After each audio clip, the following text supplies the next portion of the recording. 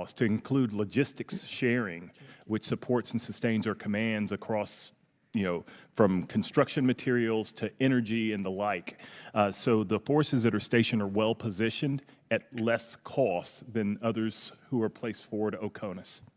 I thank you three very much for being here, and I ran out of time. So, Chairman, I yield back. Gentleman yields back. Chair, and I recognize the gentleman from Virginia, Mr. McGuire. Thank you, Mr. Chairman. Thank you to our witnesses and to all of our military and veterans here. We really appreciate what you're doing to keep our country safe. Thank you, Mr. Chairman. Just want to thank our witnesses and everybody for your service, and thank you for being here. Admiral, you talked about using AI to make decisions, and without getting into anything classified, what are some of the examples of things that you would use AI to make decisions for? So at the tactical level, the application of AI for swarming drones, the ability to optimize a force against another force at the tactical level is an AI force in employment, down to make fewer weapons at mass be more effective against more targets.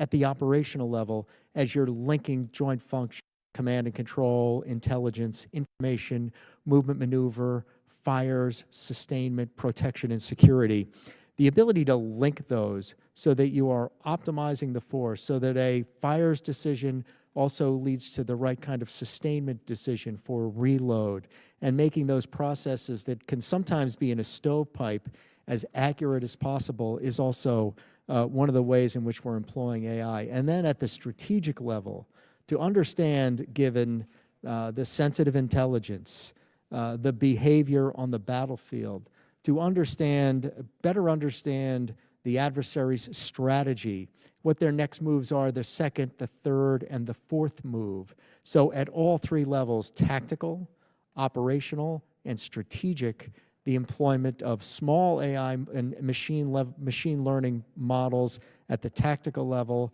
LLMs and agentic models, so that every decision is AI enhanced, so that machines are making the kind of mathematical decisions that machines can make, and humans are making the kind of decisions that we must. Maybe more accurate. Yes. Mr. No, we've heard significant autonomous and unmanned systems requirements for the Indo-Pacific theater. What is your mechanism for ensuring that DoW acquisition and policy strategies are actually aligned with those operational needs? Congressman, as you know, reforming our acquisition system is a priority for Secretary Hegseth. This is an issue that policy works closely with our colleagues at Acquisition and Sustainment, and we'll continue to do so to make sure we have the best acquisition system possible. Admiral, there are significant unmanned surface vessels in the President's budget for next year. You've been a proponent of USVs for a while. Have you developed a concept of operations for use of those USVs and how you will integrate them into manned fleet operations? We have, sir, and I'd like to give you more detail in a closed session. Sounds good. And then, Admiral Papiro, during your appearance last year, we talked about how small modular reactors might transform the ability to deliver energy to our forces and across your AOR. How would you leverage a Project Pele scale deployable reactor in the first and second islands chains? Sir, this availability of power would potentially supersede our need for fuel. And so having small modular reactors that can deliver reliable power in a distributed fashion, I think is just going to make us more resilient from a sustainment standpoint. It's going to drive down our costs. It's going to drive down our fuel costs, and then the cost of what it takes to gain the battle space to move that fuel. And so, I'm strongly supportive of these measures. As a Navy SEAL veteran, I understand how effective a small, agile unit can be. Do you have what you need in Indo-PACOM? And if not, what can we do to help you? Well, I think I'll say this, is that I'm never satisfied with what we have, because the bill at the end is the loss of people, capability, money, and time, and conflict.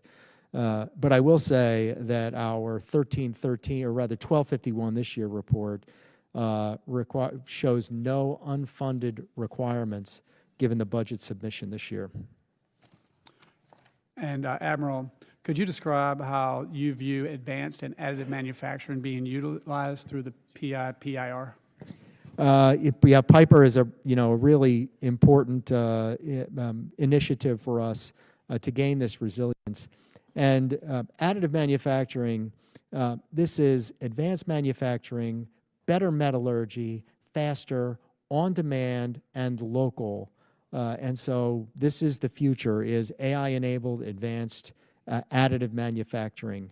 There are numerous companies in the United States that are mastering this right now and getting the technical community to approve of the methods and to approve in advance these advanced parts forward is going to be critical for this. Thank you. I yield back. Gentleman yields back. Chair, and I recognize the gentleman from Massachusetts, Mr. Moulton. Thank you very much, Mr. Chairman. To all of you sitting up there, when you signed up to serve, many of you a long time ago, I imagine your vision of service was not this, sitting in a hearing room. It's nonetheless important, so thank you for doing this work. Dr. No, President Trump has talked a lot about his burgeoning relationship with China.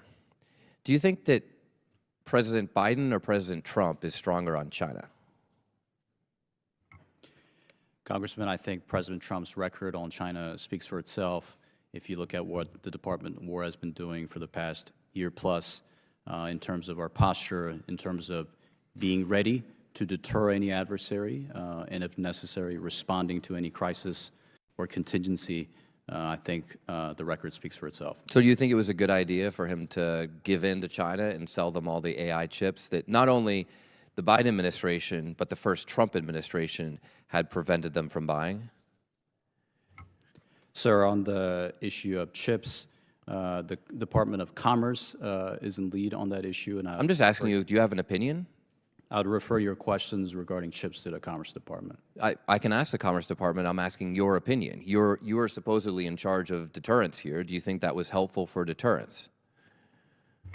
Congressman, we're doing everything we can to make sure our deterrence posture... Really? Because I think if you were stopping the chip sales, that would help. And I know there's a lot of bipartisan agreement on that. What about the fact that China is holding rare earth minerals over our head? They weren't doing that in the Biden administration. Do you think that's a helpful development? Congressman, we have very important discussions with our allies and partners on the issue of critical minerals and rare earths.